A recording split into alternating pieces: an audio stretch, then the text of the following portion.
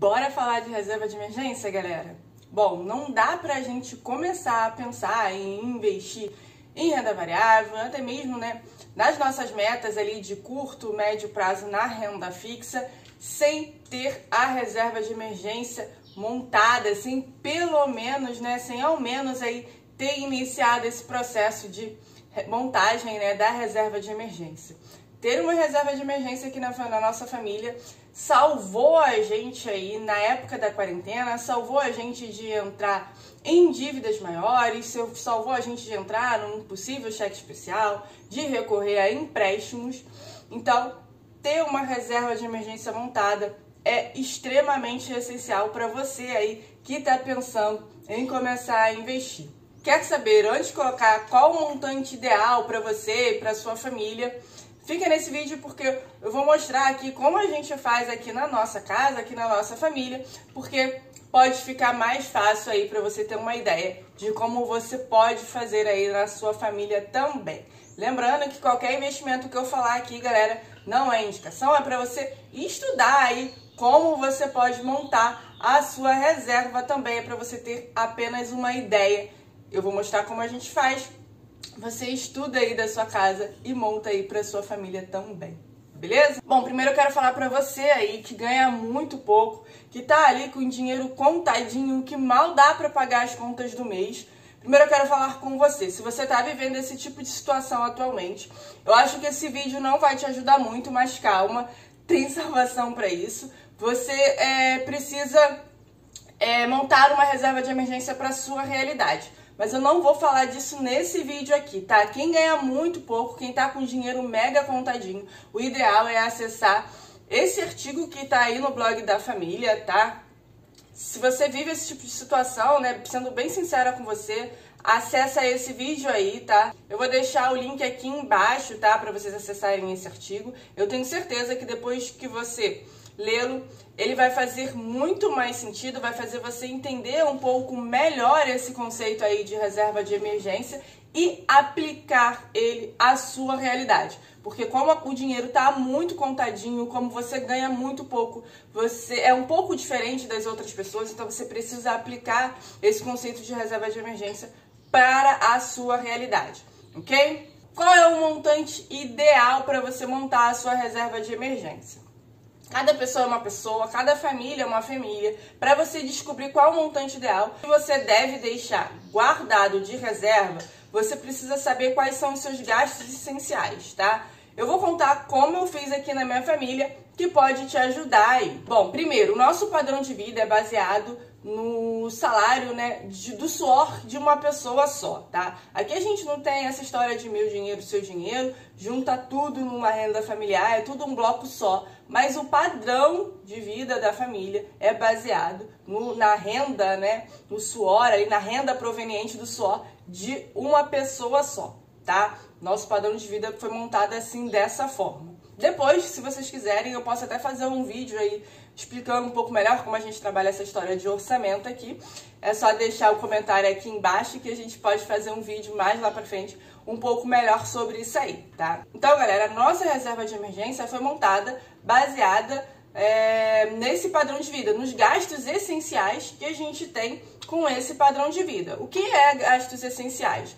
Por exemplo, não dá pra ficar sem luz, então conta de luz é um gasto essencial, não dá pra gente ficar sem luz. Comida, depende, tem comida que se a situação apertar, a gente acaba não comprando, substituindo, sei lá, por um produto mais barato. Então, a alimentação tem algumas coisas que, quando a situação aperta, você pode cortar. Então, água, não tem jeito, eu vou ter que pagar água. Aluguel, você pode até ir morar num lugar mais barato, se a situação complicar e tal, mas você vai precisar pagar alguma quantia aí de aluguel. Então eu peguei esse valor aí de um mês e multipliquei por 6. No caso, a reserva de emergência, você vai multiplicar aí por 6 ou 12 meses. A sua reserva de emergência, o montante ideal é de 6 a 12 meses ali do seu custo essencial. Se o seu custo essencial aí, se o seu gasto com coisas essenciais aí é de R$2.000,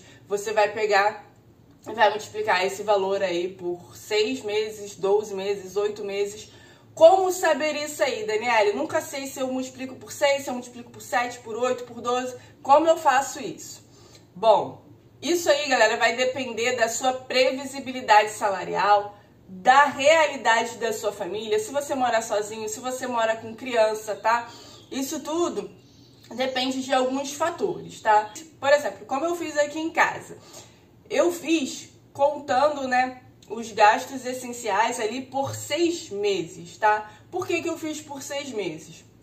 Porque lembra no começo do vídeo que eu falei que o padrão da nossa família, né, nosso padrão de vida foi baseado na renda de uma pessoa, foi baseado na minha renda. Como eu sou servidora pública, eu tenho uma previsibilidade salarial um pouco maior. Então a gente colocou a minha renda como padrão de vida, tá? A gente não vive no padrão de vida das duas rendas, a gente vive no padrão de vida, a gente tem um padrão de vida baseado na renda de uma pessoa só e o montante da reserva de emergência foi baseado nesse padrão de vida. Então o que eu fiz?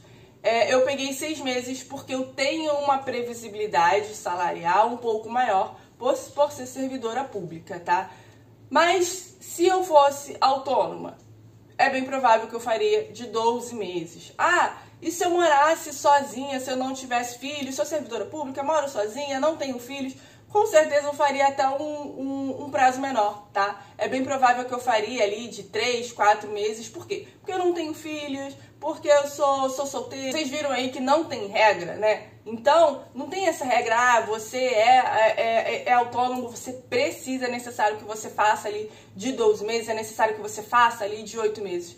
Não, se é uma pessoa autônoma que não tem filhos, que não tem compromisso com nada, é jovem, no meu caso, né, eu faria um pouco menor, porque assim, quando você não tem filhos, a chance de você conseguir correr atrás de alguma coisa é muito mais rápido, tá? Então, você precisa montar a sua reserva de emergência com base na sua realidade, tá? Com base na sua realidade, da sua família, da sua previsibilidade de recebimento aí de receita, tá bom? Por isso que é mega importante você, ó, anotar todos os seus gastos. Não é necessário você montar a planilha e tal, elaboradas e tal, pode ser no caderninho mesmo, mas é necessário que você tenha esse controle, que aí vai ficar muito mais fácil de você decidir aí os seus passos nos investimentos, tá bom?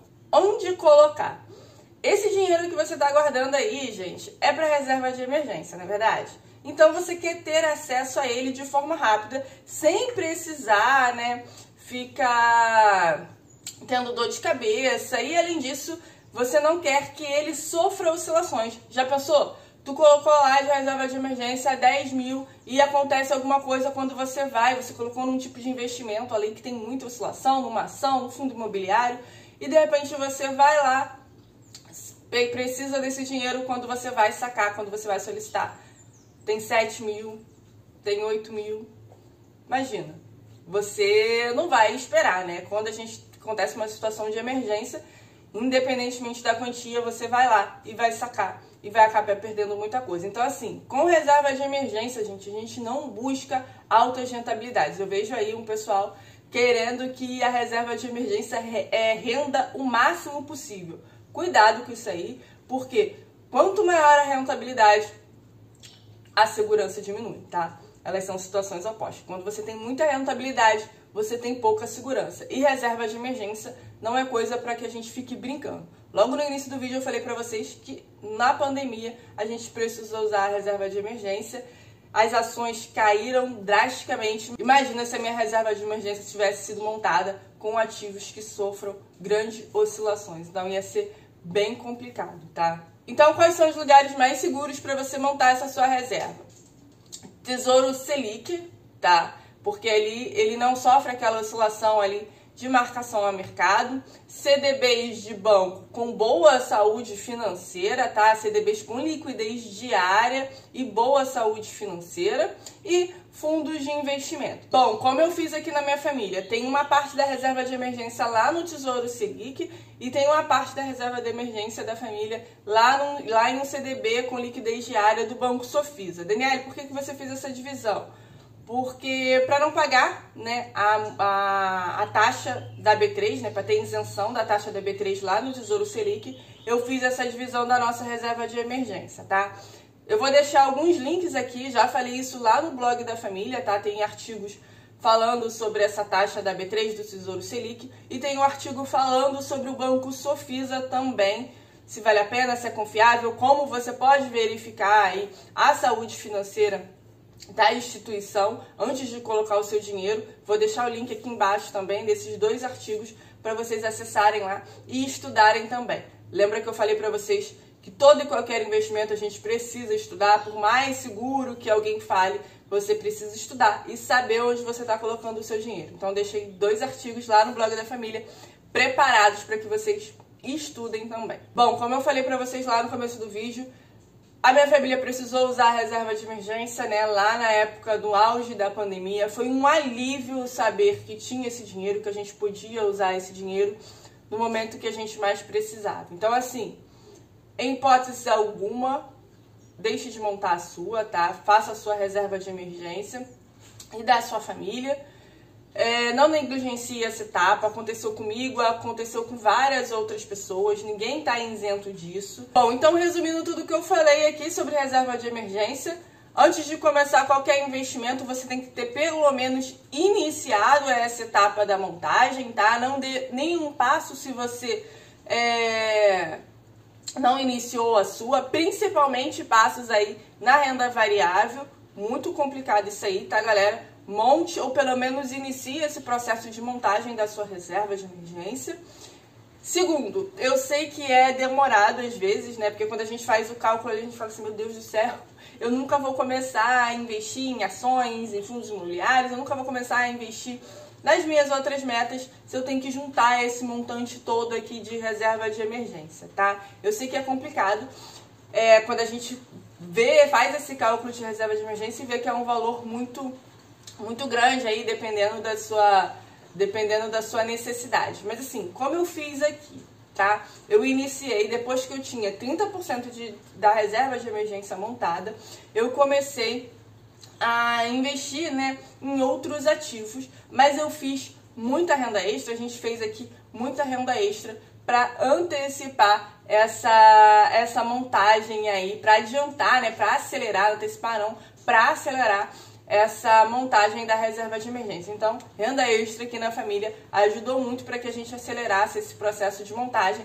e depois de recomposição, porque como a gente teve que mexer na reserva, depois eu tive que recompor esse valor aí que eu tinha retirado, tá? Então, assim, não negligencie em hipótese alguma. Se tiver precisando de ajuda nessa missão, conta comigo lá no Instagram. Daniela, tô precisando de ajuda nessa coisa aqui, nesse tipo de situação.